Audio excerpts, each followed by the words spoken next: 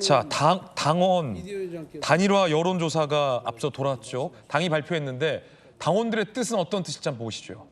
김문수 후보는 후보 등록 기간 전 단일화는 안 한다, 다음 주에 하자 이러고 있는데요. 당원들의 생각은 다릅니다. 후보 등록 전에 단일화해야 된다가 86.7%입니다. 국민의힘의 당원들은 86.7%가 10명 중에 9명은 뭔 소리냐, 후보 등록 기간 전에 해야지 라고 생각하고 있다는 거예요. 자, 그리고 오늘 당이 여론조사 결과를 발표하잖아요. 근데 이미 사설 여론조사 업체들이 여론조사 돌렸어요. 이렇게 나왔습니다. 국민의힘 지지층과 무당층, 한덕수 46, 김문수 25.8, 없다, 잘 모름은 28.2. 당이 돌리는 여론조사 결과는 어떨지 궁금합니다. 자, 그리고 MBS 여론조사 결과가 오늘 조간에 새롭게 보도됐는데 이렇게 나왔어요. 이재명 후보 43, 한덕수 후보 23, 김문수 후보 12. 그러니까 이 두 명만 놓고 국민의힘 룰대로 돌렸을 때도 김문수 후보와 한덕수 후보의 차이가 25대 46으로 크게 났고, 이 네 명을 다 놓고 돌려도 김문수 후보, 한덕수 후보의 차이가 12대 23, 그러니까 2배 이상 차이가 나는 여론조사 결과가 오늘 발표된 겁니다. 흥미로운 건 당과 김문수 후보 간의 이 신경전 벌이는 동안 이준석 후보의 지지율만 올라가고 있다는 겁니다. 자, 정광재 대변인님, 여론조사 결과는 점점 좀 명확해지고 있습니다. 그러니까 한덕수 후보와 김문수 후보 둘 중에 당원들이 그리고 또 누가 경쟁력이 있는가에 대해서는 여론조사상의 수치는 점점 더 명확해지고 있는 것 같아요. 네, 그러니까 지금 구도는 명확한 거예요. 절차적 정당성이라든가 민주적 정당성, 또 법적 지위 이런 부분에 있어서는 김문수 후보가 단연 한덕수 후보를 앞서 있는 거죠. 지난 5월 3일 전당대회를 통해서 최종 후보로 했다고 공고가 됐기 때문에. 그런데 지금 여론은 완전히 다른 국면으로 가고 있는 거잖아요. 여론은 정반대다. 여론은 지금 뭐 한덕수 후보가 어찌 됐든 김문수 후보보다는 중도 확장력이 높다고 판단되고, 나오는 국민의힘과 중도 지지층들을 상대로만 봤을 지금 보시면요, 한덕수, 김문수, 이준석을 더하면 40이에요. 그러니까 저렇기 때문에 우리가 빅텐트를 얘기하는 거고, 그렇군요. 그 빅텐트를 만들기 위해서는 그럼 가장 좋은 기둥이 누가 될 것이냐, 이 부분을 이 당 지도부는 고민하고 있는데, 그 기둥을 김문수 후보로는 조금 부족한 것 아니냐라는 평가를 하는 거예요. 왜냐? 아까 이준석 후보 지지율이 상당히 높아졌다고 얘기했는데, 만약에 우리 당 후보 단일 후보로 김문수 후보를 넣는 경우와 한덕수 후보를 넣는 경우에 이준석 후보의 지지율 격차를 보면 딱 떨어지는 만큼 이준석 후보가 올라가거든요. 그렇군요. 그러니까 우리 당에서 고민하는 부분은 여전히 조금이라도 당선 가능성을 높이려면 한덕수 후보가 그 텐트의 기둥이 돼야 된다. 그리고 또 뭐 이낙연 전 그 총리라든가 이런 분들을 다 포섭하는데도 한덕수 후보가 더 유리하다라는 판단을 하고 있기 때문에 밀어붙이는 거고, 그에 대한 저항으로 김문수 후보가 버티고 있는 건데, 그래서 제가 말씀드린 것처럼 이게 아름다운 단일화가 되지 못하고, 그럴 경우에 과연 이 물리적 결합이 아니라 화학적 결합을 통해서 우리가 단일화 시너지를 낼 수 있을까, 이 부분에 대한 기대는 계속 낮아질 수밖에 없는 거죠. 한 가지 상황은 앞서 이제 홍익표 대표께서 언급했던 후보 등록 기간 마감 직전에 김문수 후보가 전격적으로 양보를 할 가능성도 있다. 아마 당 지도부는 그 일말의 가능성을 좀 기대를 걸어봐야 할 상황이겠군요. 자, 이게 법원으로 간다는 겁니다. 내용 보시죠.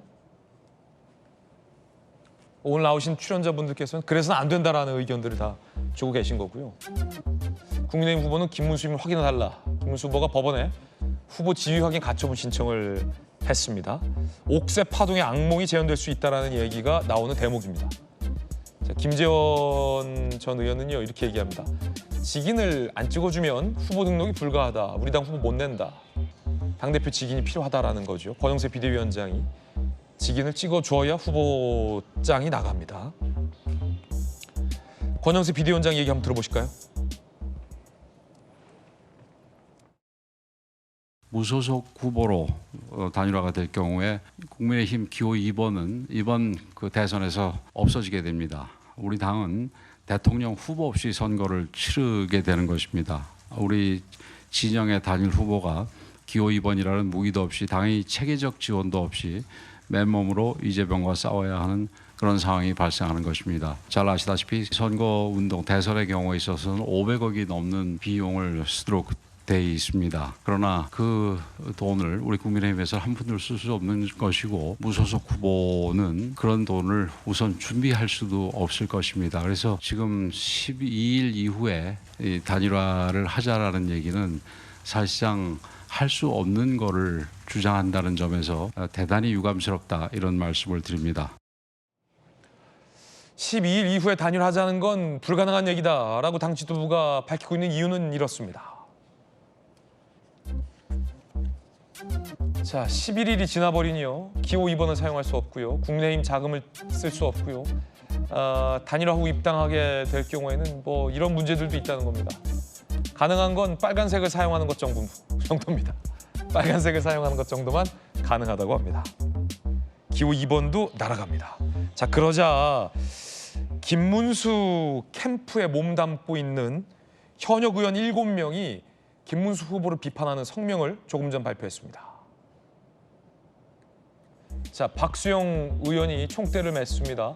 단일화에 대한 김문수 후보의 진정성을 믿었기에 지난 경선에서 공개적인 지지를 했다.